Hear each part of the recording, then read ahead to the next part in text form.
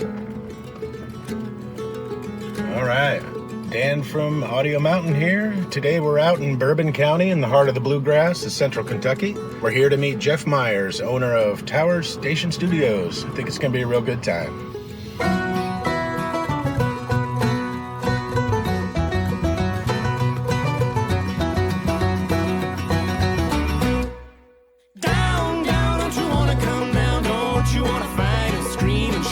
Don't you wanna know what it's all about? Down, don't you wanna come down? So rise up and sing our song alone in the air, and look down on your friends in the shade.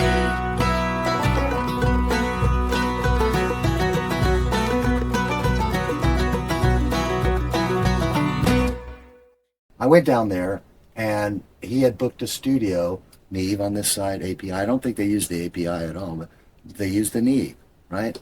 And so I came back here after that album was finished, and I just couldn't match the sonic level of that album. And that's when Vicky and I said, well, it was recorded on a Neve, and so that's when we started looking for a Neve. Really? And it was the right thing to do. I don't speak in code, there's no need for that now. Dynamics are 'Cause everyone who's anyone someday will learn how. The language of love spoken in every tongue. There's no need for words when you love someone.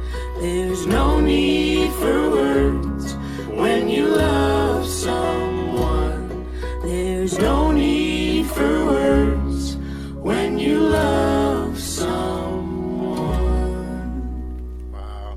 He retired, and a guy in Texas, or a guy in the United States, said, would you be interested in, developing some more stuff, And they started Rupert Neve Design. This is the top of his development. This is 50, 60 years of his expertise. There's endless debate about why analog sounds the way that it does. Why is it better? Yeah. And a lot of people say it's the circuitry, the voltage, it's the transformers, it's all of that, it's the summing. But the bottom line is when you sit in front of it and you hear it, it's smoother. It's more full. Those harsh high mid frequencies are completely tamed, but not in a way where they sound Flat or clipped. Yeah. There's still transient information there. Yeah. That is really pretty. Yeah. And it really doesn't matter what the source is. No, it doesn't. It doesn't. It's very musical. It's very musical. I mean, I struggled with the Yamaha. Yeah. Even though certain things about it were easier, like for instance, the routing for submixes. I could easily just press a button, boom, boom, boom, boom.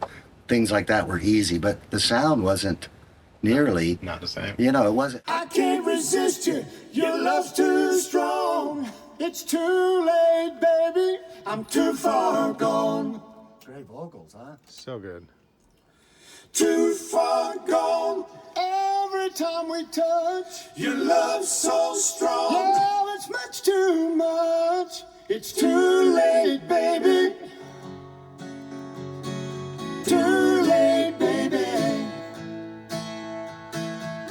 I can't resist you. Your love's too strong. It's too late, baby. I'm too far gone.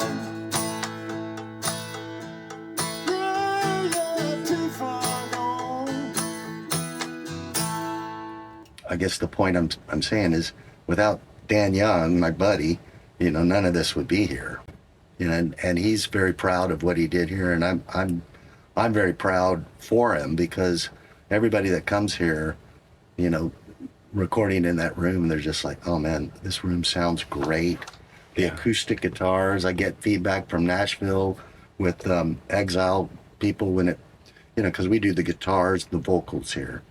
And then I send it down to Nashville, and they do the drums and the bass, and they mix it and everything. And whatever he's doing with your acoustic guitars, man, we're loving it. What are you doing? Because they sound really good. Well, I mainly with Exile, I use Royer 121s, two of them, on the acoustic guitars, or I'll use the little Neumann small diaphragm mics. And how close? about 6, 8 inches. Do you come in here and listen and then go out and move them a bit and do that? Yeah, I have a tree, a double tree. Yeah. And I put one at the 12th fret and one at the sound hole, and back it out a little bit. But really, it's going through here. So, I mean, there's not much that you can do wrong with it. So it's all hardwood in the tracking room? Hardwood floors, yeah. This one's a Neumann badge, but it's also vintage. And then I bought that one on Vintage King, probably. That's a Telefunken U47, old. It's a vintage. It's got the original tube ribbon mics. Very cool. These are Beetle mics. This is what they used on Ringo's overheads. They're all Neumanns, basically. And then some others. I've got that 3 U47s. For that Never Come Down session, I used almost every mic I have. This is a new 87, right? Great mic, but it's a new one. Yeah. But the new stuff is great. I've got these 121s that I use for guitar a lot. The Royer 121, and I use these Grace preamps because they have the power for a ribbon mic. That's kind of, I mean, you can use 48 Phantom for the ribbon mics, but they need more power. That's what you like on acoustics? On acoustics, yeah, preferably. And the great thing about these is that you can address them from the front or the back. It's a figure 8, so if it's from the back, it's a little brighter. So these are things you just kind of experiment with, Okay. Depend on the guitar and the strings and right. Yeah. They all come up here and they say, "Man, it feels so comfortable, like I'm at home." Yeah. But it sounds so good. It can't be home. Yeah. I like your diffuser here too. He built that. Your friend built that? Yeah. Yeah.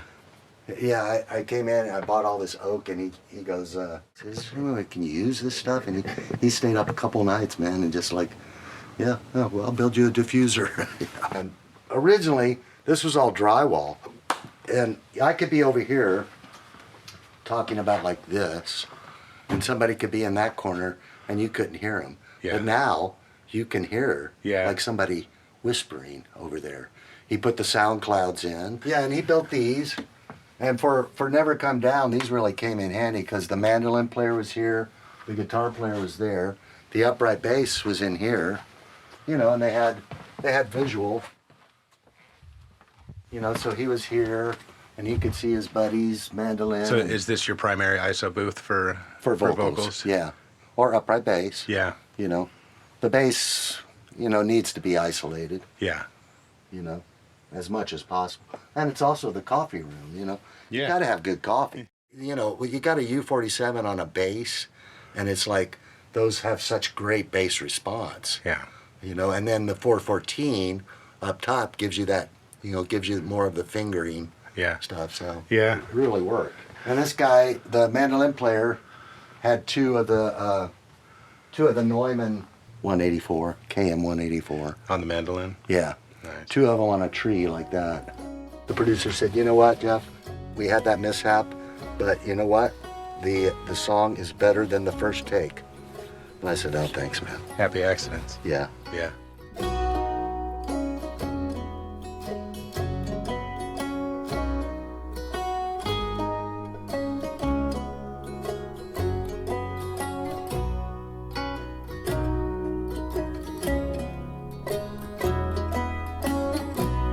I went looking for the one that went looking for me.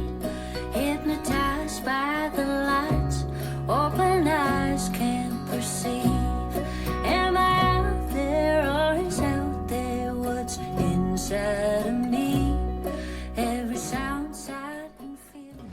headroom on the 5088 is apparently just unbelievable. It's great. It's high voltage. Yeah, super high, 45 per rail. Yeah.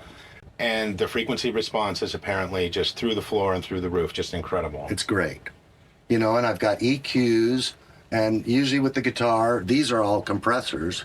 So I'll compress it a little bit. And those are Neve, porticos? Is that what those are? These? Yeah. No, these are all Shelford. They're all They're all Shelfords. Shelfords. And this is like the whole 5088's modular. Like you can, when you pick this out, you got to decide What's where. and what works best for your workflow. Absolutely. All I have to do, if I'm tracking on these channels, just boop out and then activate, the compressors here. And these compressors have EQ on them too, so I can activate the EQ. That's the whole penthouse is basically compression and EQ. Compression and EQ, all of those. I've got aux, and then these two, I've got these reverbs on, this Bricasti reverb and the TC Electronics. So I'll feed that, but I don't print it. I can print it, but I don't.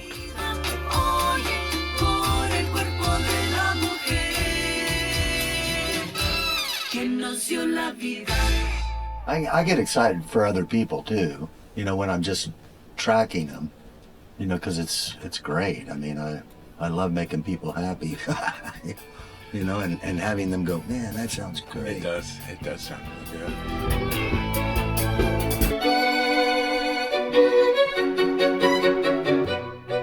Those are samples. Sound great. But he knows how to use them. The articulations and stuff.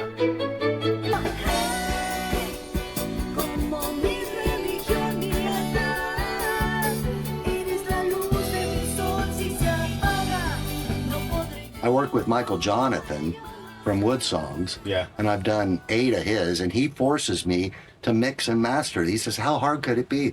Okay, Michael, okay. But, the point being is he's here. Yeah. And he knows what he wants. And it's not like me making decisions about mixing, which I'm good with. Yeah. And he's here when I'm mastering it. And then he listens to it and he says, that's good. And then we're done. Must be nice to have a partner like that.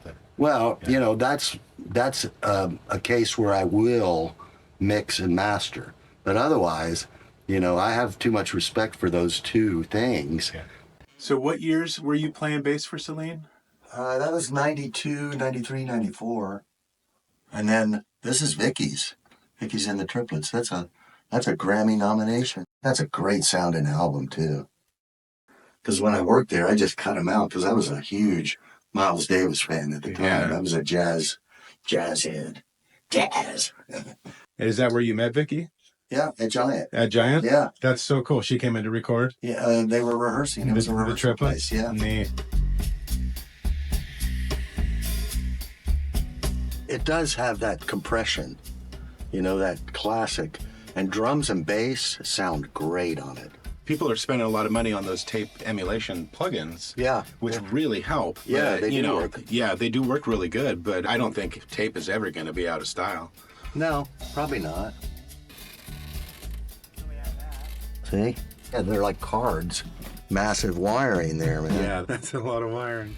But back then, they had to cut these tapes and then tape them together and then have them trailing off into the room. Yeah. You know what I mean? Yeah. It was cumbersome. Yeah. Recording vocals on tape is just, it's a charm, huh? Oh, yeah. Yeah. Now, can you run something to that tape machine and run it back just to get the feel of the tape on it? Yeah, To get I that could do tape that. saturation, you can just run it through and bring it back. Yeah. And then put it back in Pro Tools. Yeah.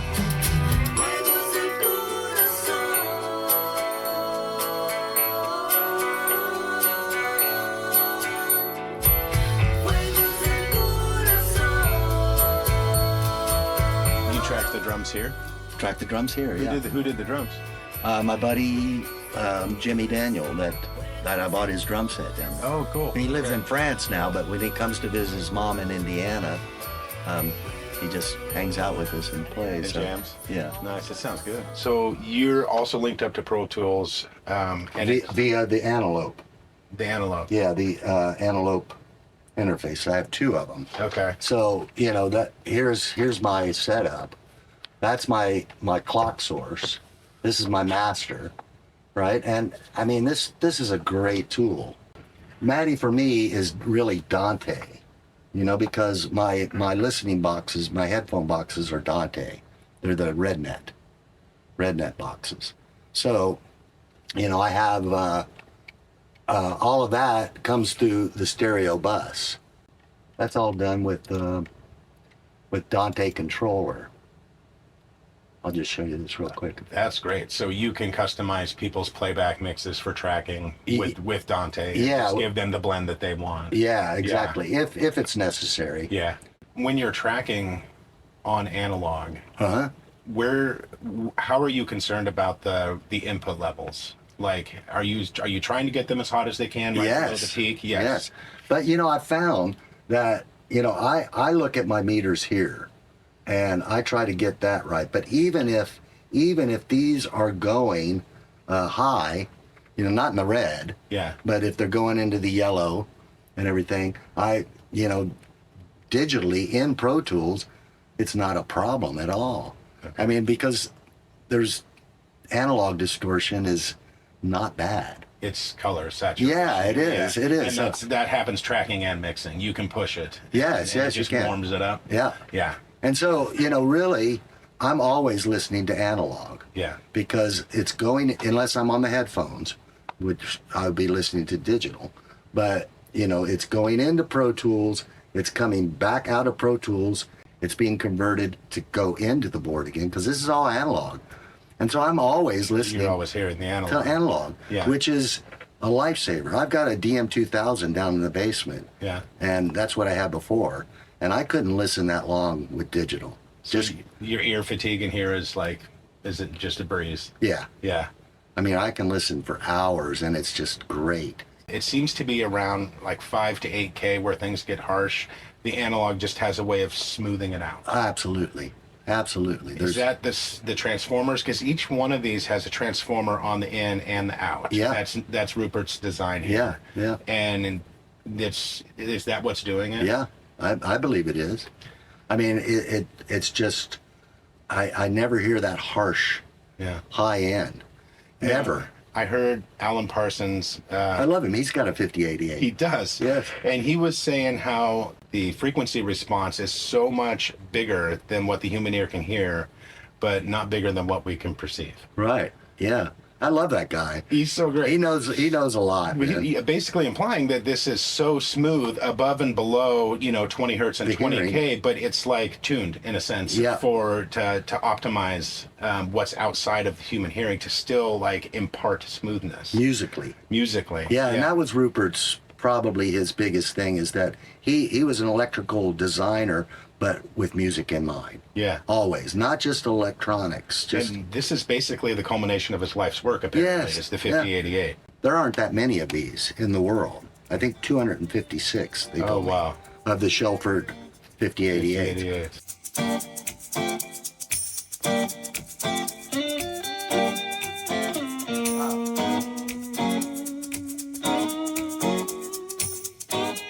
It's a late 80s Yamaha recordings series, and it sounds so dang good. I do like this little subkick thing.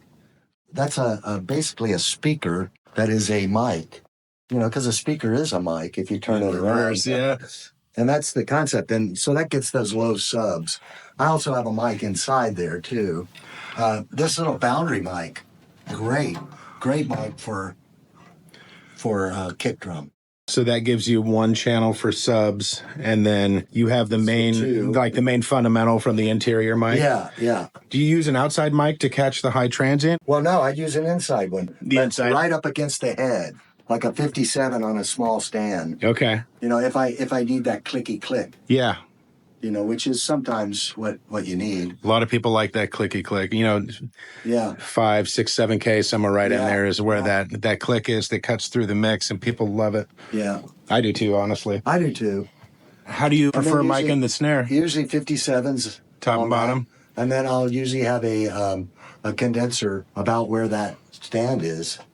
you know, on the, I think I had that Neumann for the hi-hat that far away, Okay. you know, and it worked for me at that point. And then that's about where I have the overheads.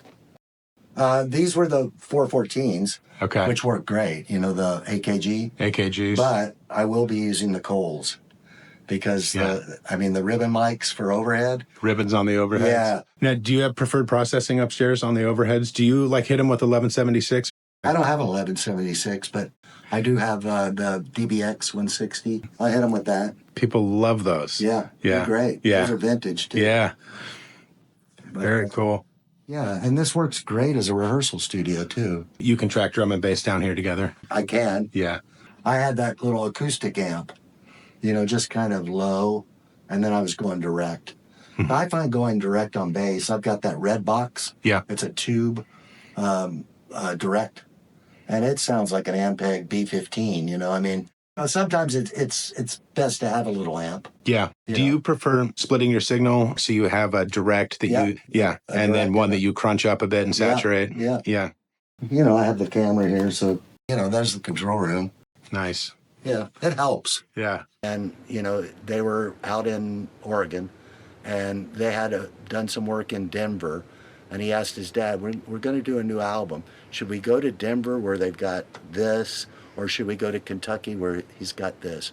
And his dad said, go to Kentucky. And so I was blessed, you know, really blessed that they flew all the way across the country and had such a great experience, you know.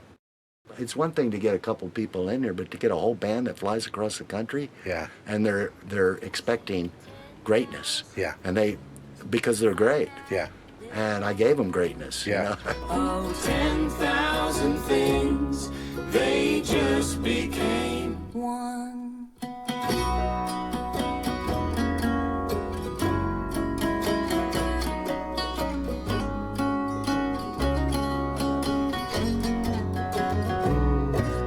The language of love spoken in every tongue. There's no